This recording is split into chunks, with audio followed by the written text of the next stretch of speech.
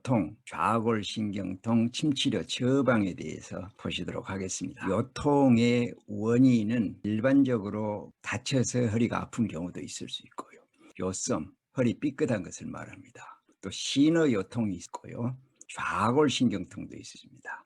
좌골신경통은 허리가 아프면서 다리 쪽으로 신경통이 있는 것을 좌골신경통이라고 부릅니다. 그 다음에 우리가 많이 알고 있는 디스크, 추간판 탈출증이라고 그러죠. 그리고 척추관 협착증도 있습니다. 이러한 여러 가지 허리 통증에도 불구하고 침 치료는 그렇게 복잡하지는 않습니다. 척추의 구조를 보시면 목뼈, 경추가 7개 있고요. 흉추, 가슴뼈가 12개가 있습니다. 그리고 요추, 허리뼈가 5개, 그리고 선골, 골반뼈가 있고요. 미골, 꼬리뼈가 있는데 요통을 일으키는 부위는 주로 요추 4번, 5번 쪽에서 문제가 많이 생깁니다. 이 척추 마디마디가 이렇게 위아래로 쭉 연결이 되어 있는데 이 척추와 이 척추 사이에 판을 추간판이라고 그러고요. 디스크라고 말을 합니다. 그리고 이 척추뼈와 척추뼈가 계속해서 연결되면서 그 사이로 관이 나 있는데 그 관을 통해서는 이 척수신경이 다발로 이렇게 내려다가 척추 마디 사이에 있는 추간공으로 빠져나와서 우리 몸의 각 조직으로 연결이 되는 것입니다. 위에서 바라본 모습은요, 이게 척추고요. 척추 뒤쪽으로 이렇게 관이 나 있는데 그것을 척추관이라고 부릅니다.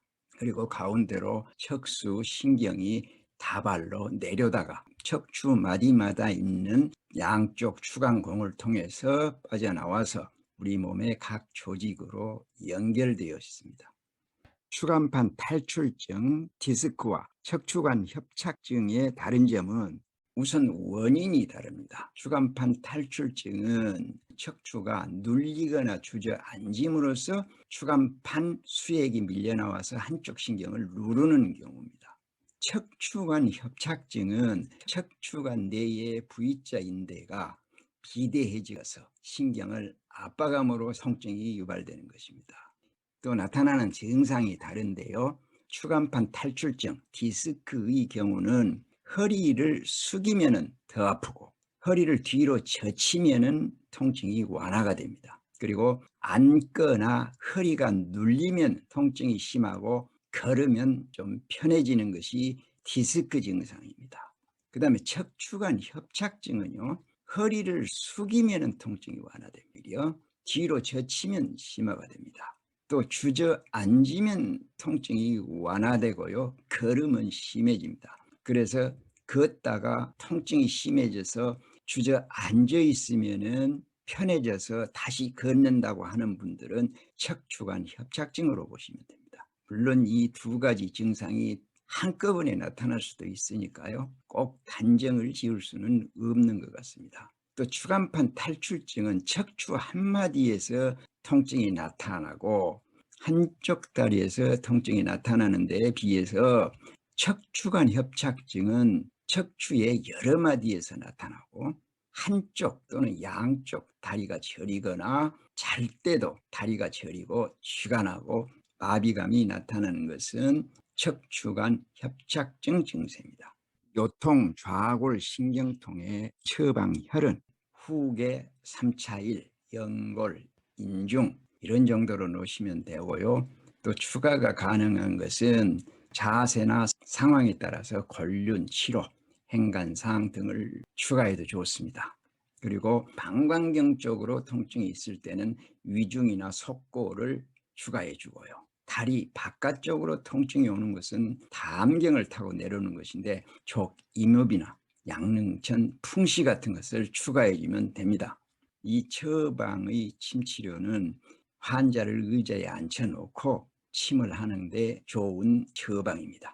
이 후계는 소장경의 목혈입니다. 이 후계는 좀 통증이 있는 자리인데 이 후계에서 합곡을 향해서 두 치자리로 깊이 투를 해주면 효과는 더욱 좋습니다.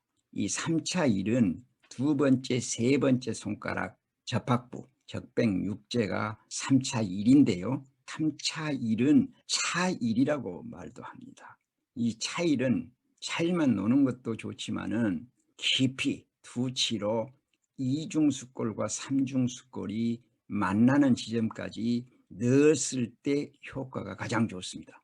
다음에 연골혈은 대장경상해가 있는데 1중수골과 2중수골이 만나는 지점 정도에 있습니다. 그 다음에 인중은 코 끄트머리하고 태단 사이에 3등분에서 아래에서부터 3분의 2 지점이 인중이고, 그 다음에 골륜혈은 방광경의 화혈로서 방광경이 등에서 방광 1선, 2선 해서 4개의 선으로 내려오기 때문에 이 골륜이 허리에는 아주 좋습니다.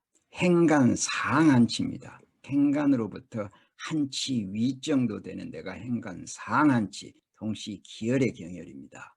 이 좌골신경통은 요통이 다리 쪽 통증을 수반하는 것이 좌골신경통이라고 그러는데, 다리 뒤쪽으로 통증이 있다고 할 경우는 위중을 추가하면 좋다고 그랬습니다.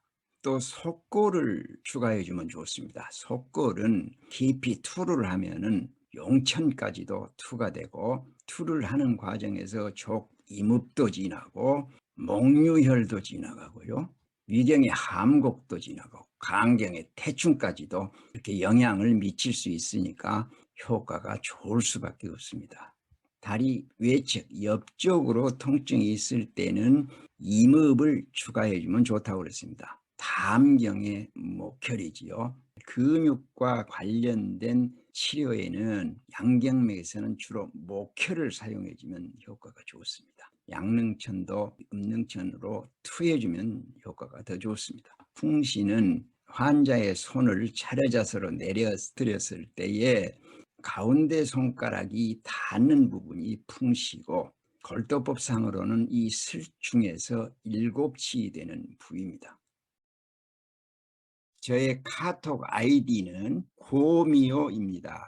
나는 고미호, 곰이라는 얘기입니다.